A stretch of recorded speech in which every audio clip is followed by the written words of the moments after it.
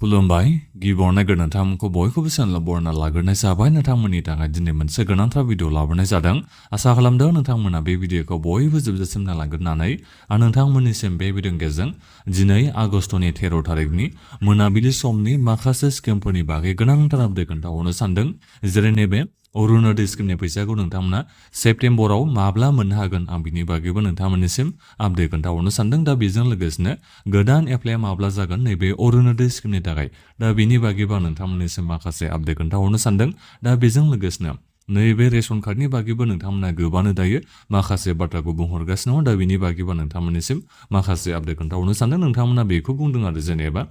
दालिसिनि मोननै बुस्थुजोंनो जोङो 100 होनानै बायनानै जोङो मालखौ लानो नांदों होनना नोंथांमोना गोबानो बुंदों। ओरैनो बायनो थाङोबाथ' जोङो दालि 1 केजिखौथ' माथो जोङो 80 थाखा बेफोरबायदियावनो एबा 70 थाखानिबो जोङो दालिखौथ' मोननो हायो होननानै नोंथांमोना गोबानो बुंदों आरो दा बेनिफ्राय नोंथांमोना सिनिबोथ' मोननो हादों नालाय दा 30 थाखा नोंथांमोना केजियाव मोननो हादों। दा बिनि बागैबो नोंथांमोना गोबां बाथ्राखौ बुंदों। दा बिनि बागैबो नोंथांमोननिसिम माखासे आपडेटखौ खोन्थाहरनो सानदों। दा बेजों लोगोसेनो नैबे जब कार्डनि बागैबो नोंथांमोननिसिम माखासे आपडेट खोन्थाहरनो सानदों। बेनिफ्राय PMAY-G सरकारि न'नि बागैबो नोंथांमोननिसिम माखासे आपडेट खोन्थाहरनो सानदों। दा बेजों लोगोसेनो नैबे जिबन प्रेरना स्किमनि बागैबो नोंथांमोननिसिम माखासे आपडेट खोन्थाहरनो सानदों। दा बेनिफ्राय आं नोंथांमोननिसिम बे भिडिअनि गेजेरजों नैबे NSPनि ST स्कलारशिपनि बागैबो माखासे गोनांथार आपडेट खोन्थाहरनो सानदों। दा बेनिखायनो गासिबो नोंथांमोना बे भिडिअखौ जोबजासिम नायलांबानो जाबाय जाहाथे नोंथांमोना बे भिडिअनि गेजेरजों माखासे स्किमफोरनि आपडेटखौ मिथिना मोननो हायो। दा बेनिफ्राय आंनि नोंथांमोननिसिम मोनसे खावलायनायबो थाग्रोबाय गिबियावनो गासिबो नोंथांमोना चेनेलखौ साबस्क्राइब खालामनानै लाग्रोलायनानै जाहाथे नोंथांमोना बेबादिनो स्किमफोरनि आपडेटखौ बे चेनेलनि गेजेरजों नोंथांमोना मोनबाय थानो हायो। आं नोंथांमोननिसिम गिबियावनो नैबे अरुणोदय स्किमनि बागैनो खोन्थाहरनोसै जे नोंथांमोना नैबे अरुणोदय स्किमनि फैसाखौ माब्ला मोनफिननो हागोन। माब्ला मोनफिननो हागोन माने आरोबाव नोंथांमोना माब्ला मोननो थांगासिनो दं। जेनेबा मासै मास नोंथांमोनाथ' मोननांगौ नङा होमबा अरुणोदय स्किमनि फैसाखौ। दा बे अरुणोदय स्किमनि फैसाखौ नोंथांमोना सेप्तेम्बरनि गिबि सप्तायावनो मोननो हागोन। गिबि सप्तायाव होननानै बेखौ बुंनो नाङा ओरैनो बुंनो नांगोन आरो नोंथांमोना 10 थारिखनि बिथोराव मोननो हागोन। सेप्तेम्बरनि 10 थारिखनि बिथोराव आंथ' नोंथांमोननिसिम बेखौ 100% बुंहराबाबो आंनि साइडनिफ्राय आं नोंथांमोननिसिम बेखौ बुंहरनाय जादों आरो नोंथांमोना सेप्तेम्बरनि 10 थारिखहालागै नैबे अरुणोदय स्किमनि 1250 थाखा फैसाखौ मोनगोन होननानै सेप्तेम्बरनि 10 थारिखआव मोनगोन होननानै आं बेखौ बुंहरनाय जादों। नाथायबा सोगोना सोआ बे मोनसे बाथ्रा दै नोंथांमोना बिनि सिगाङावबो मोननो हागौ। नाथायबा सिगाङाव जेरैबायदि नोंथांमोना अरुणोदय स्किमनि मुलाम्फाखौ मोनबाय थानो हायोमोन नोंथांमोननिसिम माने मास मोनफ्रोमबो मासनि 10 थारिखआव सोना होनाय जायोमोन। जायफोर नोंथांमोना सिगाङाव अरुणोदय स्किमनि फैसा मोनबाय थानाय निसय नोंथांमोना गोसोआव दंखायो जानो हागौ। दा बेनिखायनो आं बेखौ सानदों आरो फैगौ सेप्तेम्बरनि 10 थारिखआव नोंथांमोना अरुणोदय स्किमनि फैसाखौ मोनगोन होननानै जुदि नाथायबा लेटथ' जाखानाय नङा आं बेखौ नोंथांमोननिसिम बुंहरनाय जायो। नैबे सेप्तेम्बरनि 10 थारिखनि उनाव नोंथांमोना मोननाय नङा बिनि सिगाङाव नोंथांमोना मोननो हागोन। दा बेखौ बुंहरनाय जाबाय। गोबां नोंथांमोना बेखौ बुंहरबाय थादों आरो अरुणोदय स्किमनि फैसाखौलाय आरो मोनगोन ना मोनला होननानै बायदि रोखोमनि नोंथांमोना माने कुइसनखौ सोंहरो आरो आं नोंथांमोननिसिम बेखौ बुंहरखादों नैबे अरुणोदय स्किमनि जोंहा माने स्किमखौ रिलन्च खालामफिनखाबाय। दा बेनिखायनो नोंथांमोननिसिम दायो आगस्टआव सोना होबाय। दा बिनिफ्राय सेप्तेम्बरावबो सोसिगोन अक्ट'बराव सोसिगोन। दा बेबायदिनो माने मासै मासनो नोंथांमोननिसिम सोनानै हरबाय थासिगोन आरो 1250 थाखा फैसाखौ। दा बेखौ नोंथांमोना निसय दायो बुजिना मोननो हाबाय जानो हागौ। आरो गोबांनो दिनैसिमबो नैबे अरुणोदय स्किमनि फैसाखौ मोननो हायाखै होननानै आं बेखौ मिथिना मोननो हानाय जादों। गोबांनो नोंथांमोना आंनिसिम SMS हरो गोबांनो नोंथांमोना आंनिसिम माने सोंहरगासिनो दङ बोरै जाबावगोन फालाय मोनासैनो माथो होननानै सिगाङाव 9000 फैसाखौ मोनदोंमोन दा बोरै जाबावनांगौ जाखो अरुणोदय स्किमनि फैसाखौनो मोननो हानाय नंला नामा होननानै गोबां नोंथांमोना आंनिसिम बुंहरबाय थादों आरो दा आंथ' नोंथांमोननिसिम बेखौ जेबो उफायथ' खालामना होनो हानाय नङा। नोंथांमोननिसिम आं बेखौ अब्लाबो बुंहरबाय थादों आरो जुदि नोंथांमोना सिगाङाव 9000खौबो मोननो हाखादोंबा सिगांनिफ्राय नोंथांमोना अरुणोदय स्किमनि फैसाखौ मोनखाबाय थादोंबा दायो नोंथांमोननि एकाउन्टआव नाथायबा फैसा हाबाखैबा गोख्रैनो ब्लक अफिसाव नोंथांमोना थांनानै बेखौ खबर लालायबानो जाबाय। जुदि नोंथांमोना थाबैनो खामानिखौ मावनानै लालायबासो एबा थाबैनो ब्लक अफिसाव नोंथांमोना थांनानै खामानिखौ मावनानै लाहैलायबासो सेप्तेम्बर मासावबो नोंथांमोना अरुणोदय स्किमनि फैसाखौ मोननो हागोन। नङाबा नोंथांमोना सेप्तेम्बर मासावबो मोननो हानाय नङा। दा बेनिखायनो जेसेबांनो नोङो खामानिखौ थाबनो मावनानै लागोन दा नोंथांमोननि थाखायनो मोजां आरो दा बेनिखायनो ब्लक अफिसाव नोंथांमोना थांनानै नोंथांमोना बेखौ बुंहैबानो जाबाय मानि थाखाय आं फैसाखौ मोननो हायासै होननानै। मानो होनोबा एबाराव नोङो जुदि फैसाखौ मोननो हायाखैबा खामानि मावलासिनो एबा नोङो ब्लक अफिसाव थाङालासिनो ओरैनो थाबाय थानानैनो नोङो जेनेबा सेप्तेम्बर मासाव अरुणोदय स्किमनि फैसाखौ मोननो हागोन सानदोंबा बेयो नोंनि गोरोन्थि नोंनो मोननो हानाय नङा। दा बेनिखायनो नोंथांमोना ब्लक अफिसाव थांनानै बेखौ खबर लाहैनांगोन खामानिफोरखौ मावनानै लाहैनांगोन अब्लासो नोंथांमोना नैबे सेप्तेम्बरनि 10 थारिखहालागै अरुणोदय स्किमनि फैसाखौ मोननो हागोन दा बेखौ आं बुंहरनाय जाबाय दा बिनिफ्राय गोदान एप्लायाबो जोंहा एसे उनावनो जागोन आं बेखौ सानदों आरो अक्ट'बर नभेम्बरहालागै नैबे अरुणोदय स्किमनि गोदान एप्लाया जागोनखौ दा सरकारा माखासे माने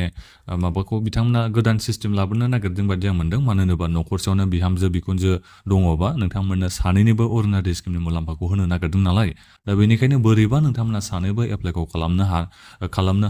हागोन बेबायदि सुबिदाखौ होनो हागोन दा बिनि बागै बिथांमोना माने माखासे डिसकासन खालामबाय थादोंनो दा बिनिफ्राय रेशन कार्डखौबो दानखावनायनि खोथाखौ बिथांमोना बुंदों नालाय दा बिनि सायावबो बिथांमोना माने दायो बिजिरलायगासिनो जानो हागौ आरो बेखौ बिथांमोना बुंदों एसे उनावनो जागोन बेखौ चिफ मिनिस्टार बिथाङा बुंखादों दा बेनिखायनो रेशन कार्डनि गोदान बे रेशन कार्डखौ माने दानखावनाय एबा गोदान एप्लाइ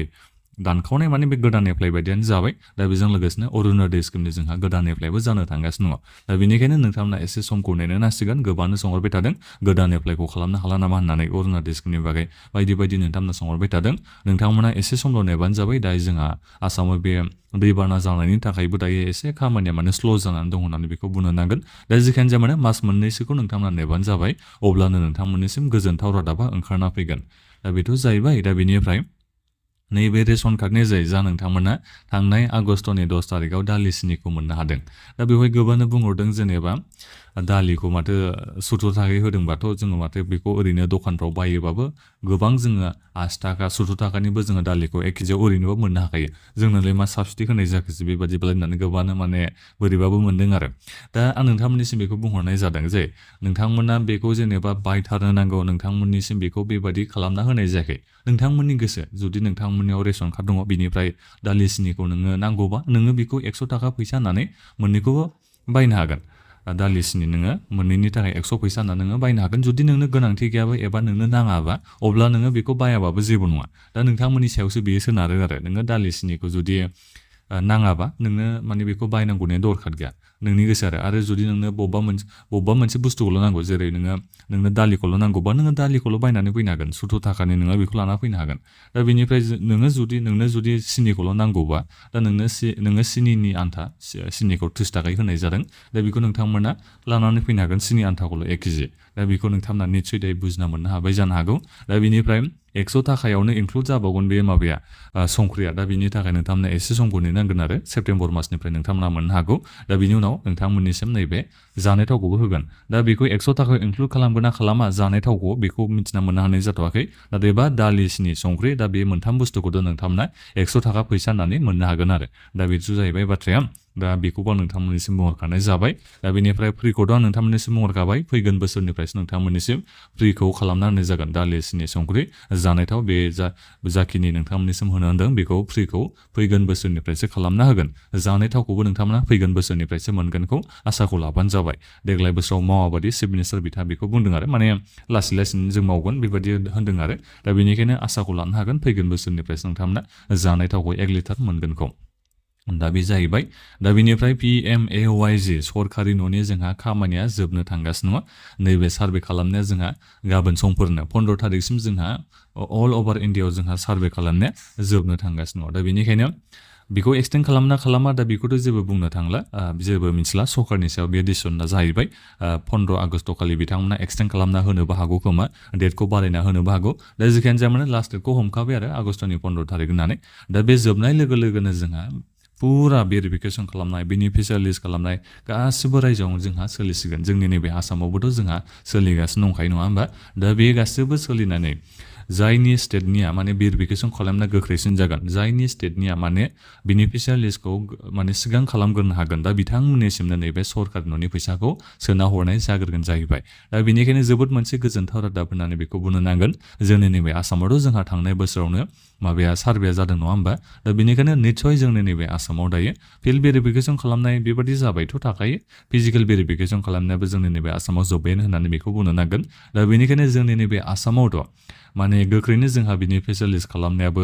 जासिगोन एबा सिं जाबायबो जानो हागौ आं बेखौ खबर मोनथ'वाखै बेनिफिसियार लिस्ट खालामखांनायनि उनावसो जोंहा सेंसनखौ मोननो हायो दा बेनिखायनो आं बेखौ सानदों आरो जोंनि नैबे आसामाव दायो जोंहा खामानिया आदा आदि जोबजोब्बाय बायदिखौ आं मोनदों दा बेनिखायनो फैगोन बोसोरनिफ्रायनो नोंथांमोना सरकार न'खौ सोरबा सोरबा मोनलांनो हासिगोन सोरबा सोरबा माने प्रायरिटि बेसिसाव नोंथांमोननो होलांनाय जागोन नोंनि बे न'खरनि कन्डिसनखौ नायनानै नोंथांमोननो सिगाङावनो सोरनिखौबा सरकार न'नि फैसाखौ एबा सरकार न'खौ नोंथांमोननिसिम होग्रोनाय जागोन कन्डिसनखौ नायनानै प्रायरिटि बेबायदि खालामनाय जायो जायफोर नोंथांमोननि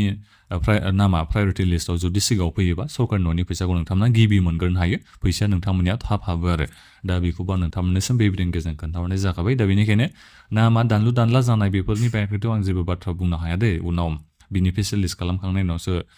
उनाव दानलु दानला बेबादिथ' जाखायो नङा होमबा जेनेबा सोरबा मोनथावै मानसिफोरनो मोनथावै मानसिफोरनि नामा जुदि बेनिफिसियेल लिस्टआव फैदोंबा दा बिथांमोननि नामखौ दाननाय सोसननाय बायदि रोखोमनि उल्थां फाल्थांथ' बेबादि जाखायो दा बेफोरनि बागैथ' दायो मा बाथ्राखौ बुंनो दा बेनिफिसियेल लिस्टआबो जोंहा ओंखारना फैथ'वाखै नङा होमबा दा बेनिखायनो बेफोरनि बागै आं एसे उनाव नोंथांमोननिसिम बाथ्राखौ बुंहरनाय जागोन दा बेथ' जाहैबाय PMAY-G सरकार न'निया दा बेनिफ्राय नैबे जि रामजि विकसित भारत जि रामजि स्किमनि जायफोर नोंथांमोनाव दायो जब कार्ड दङ दा नोंथांमोना मुलाम्फाखौ मोननो हाबाय गोबां नोंथांमोना माने नोंथांमोननि जायगायाव जि रामजि स्किमनि जुदि बबेबा मोनसे खामानि मावनाया जादोंबा दा नोंथांमोननिसिम नैबे जब कार्डआव दायो फैसा सोनाया जोंहा जाबाय नाथायबा खामानिया दाबो गोबां जायाखै जि रामजि स्किमनि बायदि रोखोमनि खामानि जेरै स्कुलनि बाउन्डारि वाल बायदि रोखोमनि बेखौ इनक्लुड खालामनायनि बाथ्राखौ चिफ मिनिस्टारा बेहाय बुंदों दा बेनिखायनो गोबां जोंहा दा जोंनि गामियावथ' LP स्कुलफोर दङ बाउन्डारि वालानो गैया गोबांनियानो दा बेफोराव नोंथांमोननि जायगायाव खामानि जायोबा नोंथांमोननि नैबे जि रामजि स्किमनि जब कार्डआव नोंथांमोननियाव फैसाया हाबगोन दा बेखौ आं बुंहरनाय जाबाय फट'सा बायनाय बायदिसिना जोंहा जायो दा बेखौ लासै लासै नोंथांमोना मोनलांबाय थासिगोन ओरैनोथ' जोंहा सेन्ट्रेल सरकारा जोबोद बुरजा मानि फैसा सेंसन खालामना होनाय जाखाबाय नैबे जि रामजि स्किमनि खामानिखौ मावनो थाखाय दा बेनिखायनो लासै लासैनो नोंथांमोना जि रामजि स्किमनि मुलाम्फाखौ मोनलांबाय थासिगोन दाथ' जोंहा मोनलांनाया स्टार्ट जाबायनोसै मोननाया नाथायबा सोंथिया बेसो आरो नोंथांमोना बोसोरसेयाव 125 दिननि थाखाय जा गेरेन्टि खामानि मोननांगौ दा बेखौ नोंथांमोना मोननो हागोन हाया बेसो जोंहा गिदिर मोनसे कुइसन आरो दा बेखौ जोङो एसे सम नेबासो मिथिगोन बोसोरसे जाबासो जों मिथिगोन बोसोरसेयाव नोंथांमोननि बे जब कार्डआव नोंथांमोना बेसेबां फैसा मोननो हागो बोसोरसेयाव 125 दिननि थाखाय मोनगोन ना मोनाखै दा बेखौ जोङो उनावसो मिथिगोन बोसोरसेनि उनाव दा बिनि बागै आं नोंथांमोननिसिम फैगोन बोसोराव मोजाङै डिटेल्सै खोन्थाहरसिगोन गासै बेसेबांसो मानसिफ्रा जेनेबा खैदिननि थाखाय खामानिखौ मोननो हागोन आं बिनि बागैबो नोंथांमोननिसिम फैगोन बोसोराव आपडेटखौ खोन्थाहरनाय जागोन दा बिनिफ्राय नैबे जिबन प्रेरणा स्किमनि फैसा सोनायनि बागै आं बेखौ बुंहरदोंमोन मैयासो ना दाख्लैसो आं भिडिअ लाबोनाय जादोंमोन जिबन प्रेरणा स्किमनि फैसाखौ नोंथांमोना सेप्तेम्बरनि गिबि सप्तायाव मोननो हासिगोन होननानै दा बेवहाय गोबाङानो बुंहरदों आरो जेनेबा जोङो सिगाङाव जायफोर माने मास मोननैनि जों माने जिबन प्रेरणा स्किमनि फैसा मोननाय जोङो माने गोदान आरोबाव एप्लाइखौ खालामनो नांगोन नामा होननानै गोबाङानो बेबादि सोंहरदों आरो कुइसन खालामदों नोंथांमोना बेबादि नङा दे नोंथांमोनानो मोननो थांगासिनो दङ नैबे जिबन प्रेरणा स्किमनि फैसाखौ सेप्तेम्बरनि गिबि सप्तायाव जायफोर नोंथांमोना फेब्रुवारि मार्च मासाव नोंथांमोना मोननो हानायमोन नोंथांमोना 5,000 बेबायदि मोन्दोंमोन खोमा 2,500 खरै मास मोननैनि दा नोंथांमोननि थाखायनोथ' नैबे फैसाखौ नैबे सेप्तेम्बरनि गिबि सप्तानिफ्राय सोना हरनो नागिरदों जोंहा दायो गोदान एप्लायानो जाथ'खायाखै नोंथांमोन जायफोर माने फेब्रुवारि मार्चआव मोननो हानाय दा नोंथांमोनानो गिबि खेबनि थाखाय जिबन प्रेरणा स्किमनि फैसाखौ मोननो हानाय जादोंमोन दा नोंथांमोननिसिमथ' नैबे जिबन प्रेरणा स्किमनि फैसाखौ सोना हरफिननो थाखायनोथ' दायो सेप्तेम्बरनि गिबि सप्तायाव सोना हरगोन होननानै चिफ मिनिस्टार बिथाङा बेखौनो बुंदों दा नोंथांमोना जेबो कनफिउजन थानो नाङा गोदान जेबो एप्लाइ खालामनांगौनि गोनांथि गैया नोंथांमोना बोसोरसेनि थाखाय मोननांगौ जिबन प्रेरणा स्किमनि फैसाखौ दा बेखौ नोंथांमोना मोननो हाखागोनखा बेवहाय जेबो गोदान एप्लाइ खालामनाय बेबायदि जेबो खोथा गैया नाथायबा गोदान एप्लाइ जागोन आरो बे बोसोराव आं बेखौथ' बुंहरनाय जादों नाथायबा बे नङा जे नोंथांमोना सिगाङाव जायफोर जिबन प्रेरणा स्किमनि फैसा मोननाय नोंथांमोनाबो आरोबाव गोदानै एप्लाइ खालामफिननांगोन बे नङा दै बाथ्राया जायफोर बिथांमोना देग्लाय बोसोराव ग्रेजुवेट जानाय ना दा बिथांमोनासो एसे उनाव एप्लाइखौ खालामनो हासिगोन बारा गोबाव सम गैला नभेम्बरहालागै नोंथांमोननि एप्लाइ खालामनाया जागोन जिबन प्रेरणा स्किमनि दा बेखौ आं नोंथांमोननिसिम बे भिडिअनि गेजेरजों खोन्थाहरनाय जाबाय निस्सय नोंथांमोननि नैबे कनफिउजन एबा डाउटआ दायो गोजान जाबाय जानांगौ एबा नोंथांमोना बुजिनानै मोनजोबनो हाबाय आं बेखौ आसा खालामनाय थाबाय दा बिनिफ्राय नैबे मोनसे आरो मा आपडेट खोन्थाहरनो सानदोंमोन आं बावलायलांबायसो नैबे सरकारि फायखाना दा बे सरकारि फायखानानि बागै नोंथांमोना गोबाङानो सोंहरबाय दे स्टेटासखौ नोंथांमोना गावबागाव बयबो नायनानै लाबानो जाबाय नोंथांमोननि स्टेटासाव दायो जिअ टेगिं खालामनांगौ दङ माने जाय जायगायाव नोङो सरकारि फायखानाखौ लुगोन एबा जा नोंनि बे नोंथांमोननि न'खरनि जा गोजाम फायखाना दा बिनि जोंहा फट' साफायनायानो जायाखै जिअ टेगिं खालामनायानो जायाखै आरो दा बे जिअ टेगिं जाखांनायनि उनावसो नोंथांमोना सरकारि फायखानानि फैसाखौ मोननो हागोन दा बिनिखायनो एसे सम नोंथांमोना नेनो नांसिगोन नैबे सरकारि फायखानानि फैसाखौ मोननो थाखाय नोंथांमोना हमनानै लाबानो जाबाय देग्लाय बोसोराव जुदि जायोबा जिअ टेगिं जाखांनायनि उनावनो माने एसे उनावनो हाबो आरो फैसाया नाथायबा जिअ टेगिंआनो दाबो जोंहा जायाखै दा बिसोर जोंहा मोनसे गिदिर बाथ्राया दा बेनिखायनो आं नोंथांमोननिसिम दायो बेखौ बुंहरनो हानाय जानाय नङा जे नोंथांमोना सरकारि फायखानानि फैसाखौ माब्ला मोननो हागोन जिअ टेगिं जाबादेन बेलेग खोथामोन नाथायबा जिअ टेगिंआनो दायो जाबावाखै नालाय दा बेनो आरो मोनसे बाथ्राया दा बेनिफ्राय एनएसपिनि एसटि स्कलारशिपनि फैसाखौ आं नोंथांमोननिसिम फैसानि बागै दहाय मोनसे भिडिअ लाबोनाय जादोंमोन बेहाय नोंथांनो गोबां कुइसन सोंहरदों दा जेखायनो जामानो आं नोंथांमोननिसिम बेखौ बुंहरनाय जादों जोंहा दायो खैजन फरायसाफ्रा स्कलारशिपनि फैसाखौ मोननो थांगासिनो दङ बे लिस्टआथ' ओंखारना फैबाय फैसाखौ नोंथांमोना नैबे आगस्टनि बे आगस्टआव मोनगोन नङाबा सेप्तेम्बराव मोनगोन आं बे मास मोननैखौ खोन्थाहरनाय जादों सरकारानो बे बाथ्राखौ बुंदों नालाय आं नोंथांमोननिसिम बेखौनो बुंहरनाय जादों जेबो जोंहा डेट ओंखारना फैयाखै आरो आङो आरटिआइबो होनाय जादोंमोन आसामनि ट्राइबेल एफेयार्स डिपार्टमेन्टनिसिम दा बिथांमोनाबो जेबो रिप्लाइखौ होआखै मानि थाखाय रिप्लाइखौ होआखै दा जेबो माने मिथिना मोननो हानाय जायाखै एपिलबो खालामबाय नाथायबा दिनैसिमबो जेबो रिप्लाइखौ मोननो हानाय जायाखै अब्लाबो सरकार नोंथांमोननिसिम जेराव बाथ्राखौ होदों नैबे मास मोननैनि बिथोरावनो नैबे एनएसपिनि एसटि स्कलारशिपनि फैसाखौ सोनो हागोन होननानै दा बेखौ नोंथांमोना फोथायनानै नेबानो जाबाय आरो नैबे आगस्टआथ' जोंहा दिनै 13 थारिख जाबाय नङा होमबा एसे जोंहा समा दंसाबबावो बे आगस्टआव जुदि सोआबा सेप्तेम्बर मासाव नोंथांमोना मोनगोनखौ आसाखौ लानो हागोन आरो जुदि सेप्तेम्बर मासहालागै नोंथांमोना मोनाबाथ' आरो नोंथांमोना कमप्लेनखौनो आरोबाव खालामबाय थाखानांगोन दाबाबो आं बेखौ बुंहरनाय जायो आरो सेप्तेम्बर मासहालागै जुदि मोनाबाथ' आरो मा बाथ्रा बुंबावनो दा बेनिखायनो गासिबो नोंथांमोना दायो बेखौ ससियेल मिडियायावबो बुंखाबाय थानाया मोजां जागोन जाहाथे गोख्रैनो नोंथांमोना नैबे एनएसपिनि एसटि स्कलारशिपनि फैसाखौ मोननो हानाय जायो मानो होनबा नोंथांमोना बोसोरनै बोसोरथाम बेबायदि जालायलांबाय एनएसपिनि एसटि स्कलारशिपनि फैसाखौ मोनैया ओरैनो निजुत बाबु आसनि निजुत मयना स्किमनि फैसाथ' नोंथांमोना मोन्दों नाथायबा बे एनएसपिनि जा जोंहा एसटिफोरनि थाखाय वेलफेयार जा स्कलारशिप दङ दा बेखौ मोननो हायाखैना बेसो जोंहा मोनसे गिदिर कुइसना आरो निजुत बाबु आसनि निजुत मयना स्किमखौबो नोंथांमोना गोबाङानो मुलाम्फाखौ मोननो हाया दा बिनि थाखायबो नोंथांमोना एसे नोजोर बोबानो जाबाय इसानुदि स्कलारशिपनि जोंहा एप्लाइ खालामनाया आगस्टनि 15 थारिखनिफ्राय जागोन बादि दा बेनिखायनो गासिबो नोंथांमोना एप्लाइखौ खालामनो हागोन जायफोर नोंथांमोना देग्लाय बोसोराव हायार सेकेन्डारि पास जानाय आं बिनि बागै नोंथांमोननिसिम एसे उनाव भिडिअखौ लाबोनाय जागोन दा बे भिडिअआ बेखिनियानोमोन ओरैनो जेबो अफिसियेलि माने गोनांथार मोनसे जेबो स्किमफोरनि बेबायदि आपडेट ओंखारना फैयाखै सरकारनि फारसेथिंनिफ्राय अब्लाबो जिखिनि जाया माने माखासे दाउटफोरनि सायाव आं नोंथांमोननिसिम बे भिडिअनि गेजेरजों क्लियार खालामनो थाखाय बे भिडिअखौ लाबोनाय जाबाय आरो नोंथांमोना सानफ्रामबो जेनेबा स्किमफोरनि भिडिअ नायनो मोजां मोनबाय थायो नालाय आरो आंबो नोंथांमोननिसिम सानफ्रामबो स्किमफोरनि भिडिअखौ लाबोबाय थायो नालाय एफा एनै माने आपडेट फैबाबो आं नोंथांमोननिसिम बेबायदिनो भिडिअखौ लाबोनानै खोन्थाहरनाय जायो आरो जाहाथे नोंथांमोना गासिबो मिथिना मोननो हायो मा मावनांगौ मा थानांगौ बेखौ नोंथांमोना माने खबर मोनबाय थानो हायो दा बेनि थाखाय आं नोंथांमोननिसिम एफा एनै आपडेटबाबो माने भिडिअखौ लाबोनानै माने खोन्थाहरनाय जायो आरो दा बेवहाय नोंथांमोना रावबो गाज्रि मोननाय नङा होननानै आं बेखौ आसा खालामनाय थायो नोंथांमोना माने मोननाय लोगो लोगो माबा मोनसे स्किमफोरनि जुदि आपडेट मोननो हायोबा जोबोद मोजां नङा होमबा दा बिनि थाखायनो बयबो नोंथांमोना चेनेलखौबो साबस्क्राइब खालामनानै लाबानो जाबाय दा बेखिनियानोमोन नोंथांमोना बे भिडिअखौ बयबो शेयार खालामनो होदो आरो नोंथांमोना बयबो जाहाथे माने माबाफोर सोंनांगौ दङबा भिडिअखौ बक्सआव कमेन्ट खालामलायगोनखौ आं आसा खालामनाय थाबाय दा बेखिनियानो